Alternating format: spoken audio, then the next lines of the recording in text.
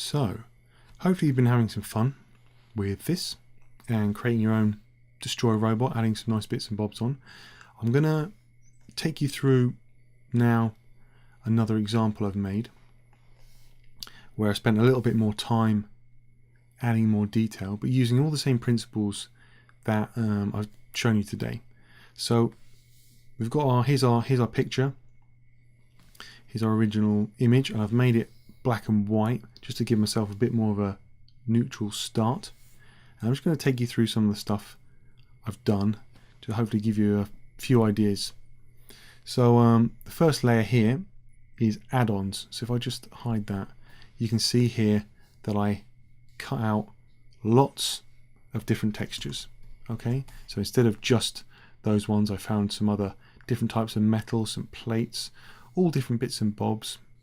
Yeah, and I pieced them on, and you can see here these kind of strips I've warped along the contours of the body, and I added some bolts to its head and some different plates, all this kind of stuff. So I just added some detail, exactly what I showed you, but more. Okay, and that is this is a key principle. Often the stuff you see that, you know, like Hollywood do, or you see some stuff that's cool, often all that they've done is just do it more and take longer and go into more detail. So that's a really key lesson. There's not that many special tricks. It's usually just a bit more time. Okay, so there's my bits and bobs. On the second layer, I've got some more shoulder plates. So I use that tank part that I showed you guys, exactly the same bit, and here's the tracks from that tank that I put underneath. And on top of the tank I added some extra texture. So I warped the tank part, and then I warped the texture on top, and that's on its own separate layer, and I'll show you why in a second. On the next layer, I added some gradients, although unlike just making one big one, which kind of, you know, it looks alright, but it's a bit plain. So what I've done, I just made tons. So this was, again, yeah, pretty time consuming. Obviously just making all these different paths using the pen tool, making a selection, and then adding a gradient on top. So yeah, it wasn't quick, but hopefully the result is worth it. And that's what you've always got to think to yourself: is it worth putting in a little bit more time? Okay, so just many different paths over each individual section. And the same kind of principle was done with the rust.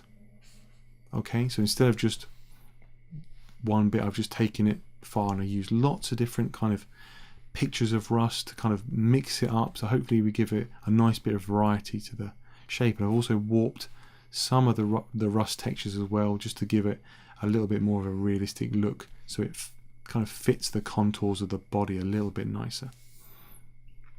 And on the very top, I just wanted to add this big texture. Okay, so this is just some old film grain I had. So if we put all this together now, we can start to see how it's going to look. So let's put our add-ons on top, and obviously I want these to sit into the metal.